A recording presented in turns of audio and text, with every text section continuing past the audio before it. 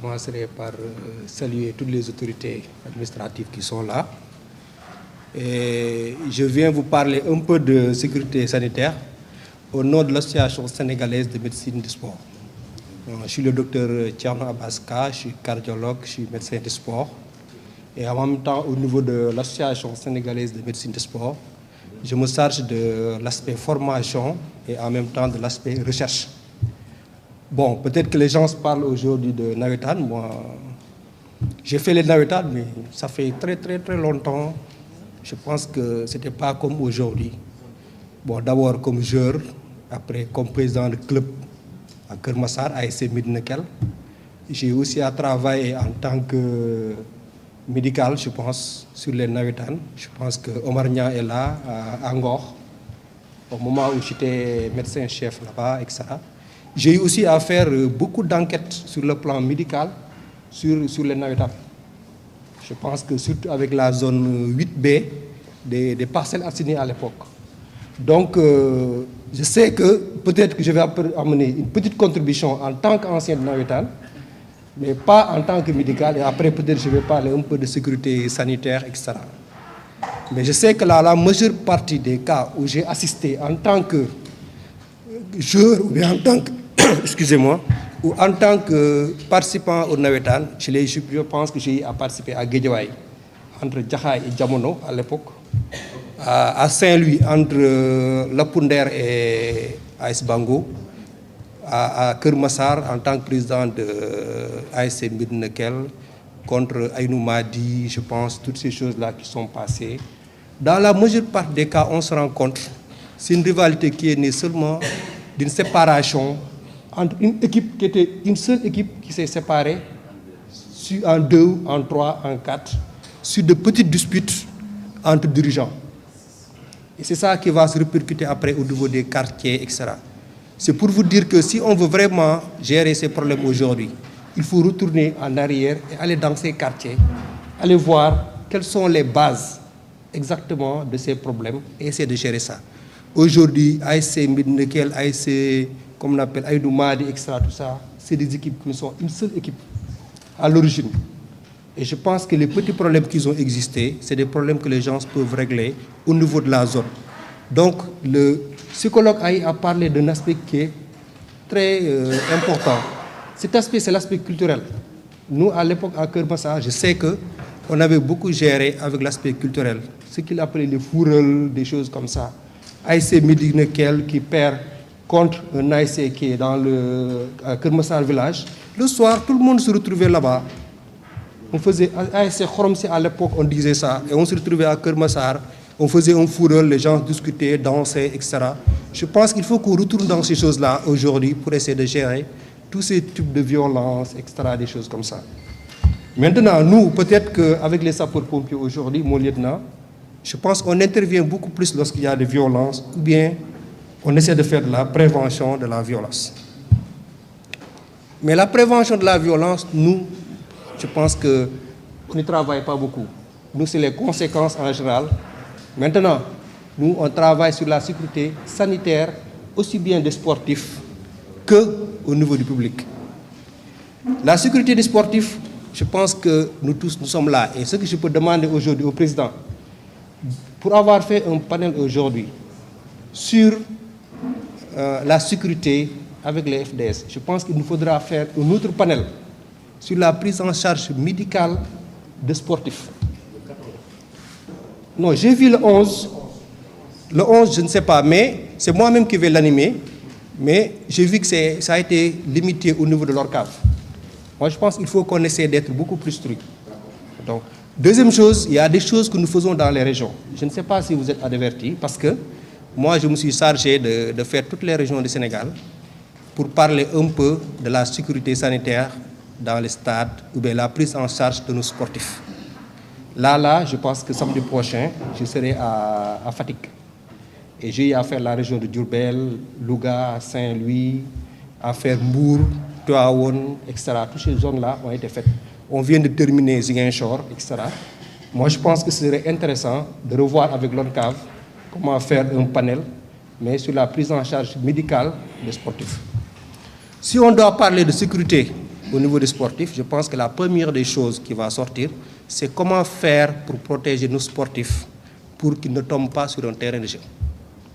Je pense que c'est l'une des choses qui est très fréquente aujourd'hui. Fréquente parce qu'il y a ce qu'on appelle la mort subite du sportif. Cette mort subite du sportif, ça survient sur tous les terrains de jeu. Ce n'est pas seulement dans le football. C'est parce que le football est à l'avant. Donc aujourd'hui, on aura beaucoup de morts subites au niveau du football. Moi, j'ai pratiqué, comment on appelle ça, la lutte. Parce que j'ai été médecin du CNG pendant au moins 4 ans. Et je sais ce qui se passe là-bas au niveau de la violence, au niveau de la prise en charge médicale, etc. Je pense que ce qu'il faut aujourd'hui, si on veut vraiment protéger nos footballeurs, il faut qu'on arrive à faire la visite médicale. Je pense que M. Khan, on a eu à en discuter plusieurs fois. J'ai eu à faire une enquête en 2003 au Parcelles Assainies, mais à l'époque, la visite médicale était inexistante. Inexistante en ce sens que, vous allez m'excuser, mais la majeure partie des secrétaires généraux qui étaient dans nos équipes, il y avait deux problèmes, deux gros problèmes. Le premier problème, c'était que, bon, moi j'étais médecin avant, dans les années 98-99, j'étais à Guédiawaye. Le secrétaire général de Diamono, il m'a mené ses licences pour me dire, mais docteur, signe ici. Ou bien Djaha, il vient me voir pour me dire que non, il faut signer ici, à l'époque. Je refusais, il disait toujours, mais ce gars-là, c'est un con. Il est méchant, etc., des choses comme ça. La deuxième chose des enquêtes, je pense que on s'est rendu compte que 80% ou bien 60% des secrétaires généraux des équipes de Navetan avaient des cachets de médecins. Ça, il faut le dire. J'ai fait beaucoup d'enquêtes sur les Navetan. Et je vous dis franchement, dans ce cadre-là, je me suis déplacé personnellement, je suis allé à l'Assemblée nationale, j'ai rencontré des députés. Je les ai dit, mais les gars, si quelqu'un veut aller aujourd'hui faire, comment on appelle, une clé, quelque part, reproduire une clé, on lui demande sa carte d'identité. Mais pourquoi si quelqu'un doit faire un cachet, on ne lui demande pas sa carte d'identité? Ça, tu ne t'identifies pas. Tu peux te lever un jour, tu fais ton cachet de médecin, d'infirmier, du cachet de n'importe quoi, et tout ça participe au fait que c'est des problèmes de sécurité qui vont arriver parce qu'il y a des accidents qui vont arriver. Et lorsqu'on a fait l'enquête au Parcelles Assainies, on s'était rendu compte qu'on avait au moins 5% des footballeurs qui avaient des maladies cardiaques. Et on avait pu sortir la majeure partie de ces footballeurs. Aujourd'hui, il y a quelques visites qui sont faites dans certaines zones. La dernière fois, j'ai vu à Khombol, ils ont organisé vraiment une série de visites médicales, etc. Et on a fait le suivi, etc. Maintenant, qu'est-ce qu'il faut? Sur le plan sanitaire, il y a une organisation qu'il faut faire lors des matchs. Parce que c'est sûr et certain que soit au niveau des joueurs, il y aura des accidents qui peuvent survenir, mais aussi, en dehors du terrain, il y a des accidents qui vont survenir. Maintenant, je pense qu'il y a des plans qui sont mis en place avant l'organisation, avec les sapeurs-pompiers, avec, comment on appelle, la Croix-Rouge, SOS médecins, je pense, des choses comme ça. Mais le grand problème qu'on a avec ça, c'est que c'est des plans qui ne sont pas discutés. Ou bien il n'y a pas de coordination. Moi, je suis aux Almadies. Il y a des matchs qui se font en face de moi au niveau du stade de Ngor. Mais je vous dis, de temps en temps, je traverse la route. Je ne sais pas regarder un peu le match. Je vois sur le côté de la tribune couverte, tous les sapeurs-pompiers, tous les gars de la Croix-Rouge sont du même côté. Moi, je pense que c'est un manque de coordination qu'il faut revoir avant même les matchs. C'est-à-dire qu'on doit faire un plan étudié où, attention, les gars de la Croix-Rouge, 2 doivent être de ce côté, 2 de l'autre côté, 4 de ce côté, avec un matériel qui est là, qui est complet. Mais si on ne fait pas de la prévention, il y aura un accident et on va courir après. Et chaque fois qu'on va courir, ça, c'est des problèmes qui vont survenir après et l'accident va devenir encore beaucoup plus grave. Donc, c'est des choses qu'il faut revoir. Les ambulances, mais je suis désolé de vous le dire, ce qu'on nous amène en général, moi j'ai fait un peu à Ngor, etc., des choses comme ça, mais il n'y a pas d'ambulance médicalisée. Vous ne pouvez pas soigner quelqu'un avec ces ambulances. Il faut qu'aujourd'hui, comme le stade de Ngor, j'y reviens parce que je connais bien Ngor pour avoir vécu pendant longtemps et être médecin-chef, etc. Au stade de Ngor, je pense qu'on avait mis en place à l'époque une infirmerie qui était en bas, là où étaient les joueurs. Mais cette infirmerie, je suis passé la dernière fois, elle n'existe plus. Pourquoi? Elle était utile. Les premiers secours, on les faisait là-bas. Je me souviens, Pikine contre Wakam, un joueur qui reçoit une pierre sur la tête. Mais les premiers secours ont été faits dans cette infirmerie. Si on ne peut pas avoir dans nos stades des infirmeries, ça ne marchera pas. Il faut une sécurité sanitaire exactement dans nos stades. Moi, j'ai fait beaucoup de pays, franchement, parce que aussi je suis le médecin du beach soccer. Et en ayant fait beaucoup de trucs, je visite les stades. Et il n'y a pas de stade que vous visiterez où il n'y a pas d'infirmerie. C'est seulement au Sénégal où on va faire le tour des stades. Et malheureusement, et même je vous dis, au Ghana, j'ai visité des stades où il y a des infirmeries. Et ces infirmiers, il y a un médecin qui est là, qui organise, qui fait tout. Donc pour une sécurité dans ces cas-là, il faut qu'on puisse avoir exactement des infirmeries qui sont là. Les ambulances, n'en parlons plus. Les ambulances, c'est des ambulances de transport, mon lieutenant, aujourd'hui. Mais vous ne pouvez pas soigner quelqu'un dans ces ambulances. Je sais que les sapeurs ont fait un grand effort, parce que j'ai visité la dernière fois leur ambulance. Il y a des ambulances qui sont meilleures, qui sont vraiment équipées de plus en plus, etc. Bien qu'il manque encore un peu de médical, qui n'est pas là. Il y a des infirmiers. Mais ça s'améliore. Je pense aujourd'hui, la référence, si je ne me trompe pas, c'est le SAMU national, qui sont très bien équipés et qui peuvent aider les gens à vraiment avoir de la sécurité, à former les gens à faire beaucoup plus de choses. Maintenant, il y a une chose, je pense le professeur est là, je pense sur l'aspect psychologique.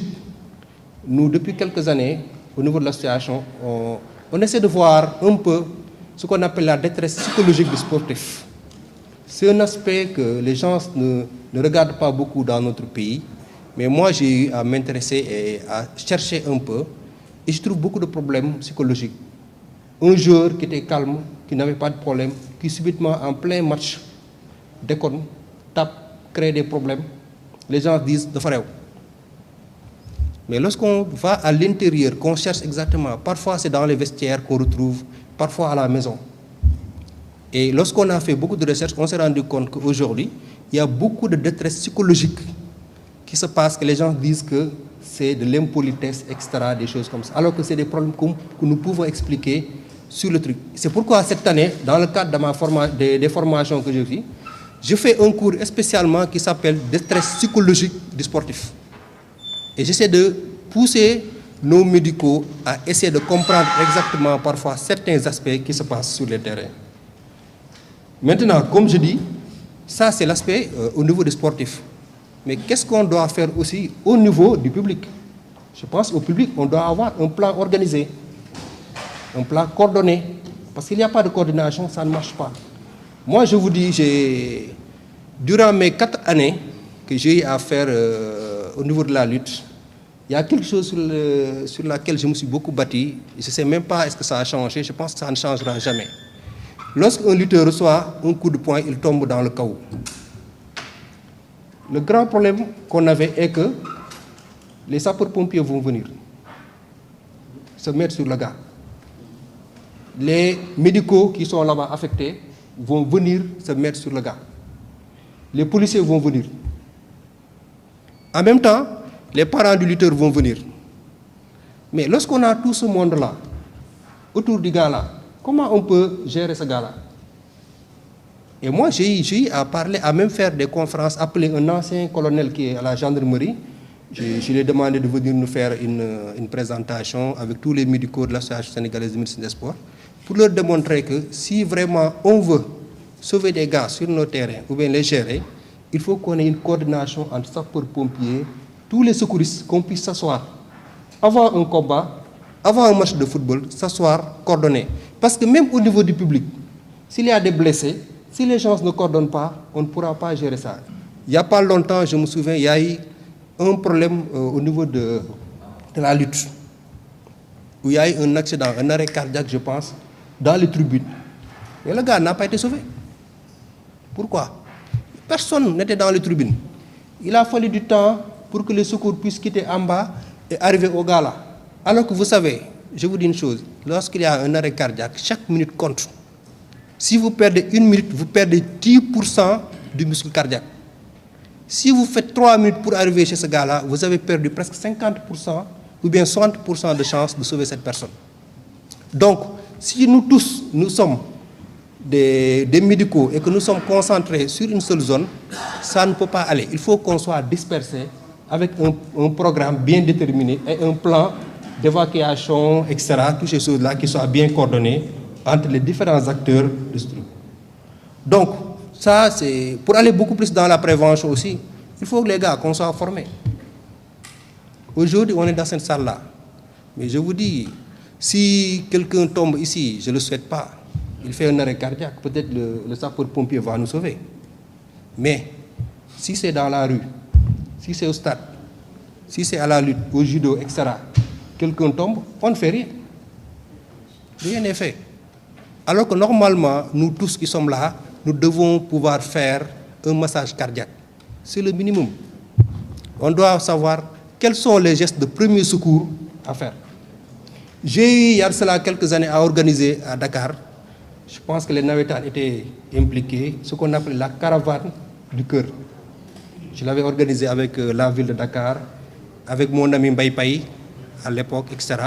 On avait sillonné un peu la ville de Dakar, mais lors de nos enquêtes, durant cette période, mais je vous dis, presque 5% des Sénégalais ne savaient pas faire les gestes de premier secours. Et c'était catastrophique. Nous sommes allés dans les marchés, nous avons appelé nos amis du Navétane, etc. Je pense à Grand Dakar. On s'est réunis là-bas, des choses comme ça. Mais après, rien n'est fait. Moi, je pense qu'il faut qu'on retourne exactement sur nos bases, apprendre à nos sportifs comment réagir lorsqu'il y a un arrêt cardiaque, apprendre à nous-mêmes comment gérer un arrêt cardiaque, c'est-à-dire quels sont les gestes de premier secours. Moi, je vous dis franchement, ces gestes de premier secours, je les ai appris à l'école primaire. C'est à l'école primaire qu'on nous apprenait ça. Mais aujourd'hui, personne ne nous apprend ça. Et que lorsque quelqu'un tombe, les gens sont là à discuter et on ne fait rien. Et ça, c'est catastrophique. Moi, je pense que les sapeurs ont un rôle à jouer, la Croix-Rouge, les médecins, etc. Mais nous-mêmes du Navétane, je pense qu'on doit prendre la balle, essayer de gérer ces problèmes. C'est pourquoi je dis qu'il faudra qu'on fasse un autre panel qui sera axé juste sur la santé de nos sportifs. Bon, je pense que c'est cette petite chose seulement que je voulais apporter, une petite contribution par rapport à la sécurité de nos sportifs et de nos supporters. Merci beaucoup.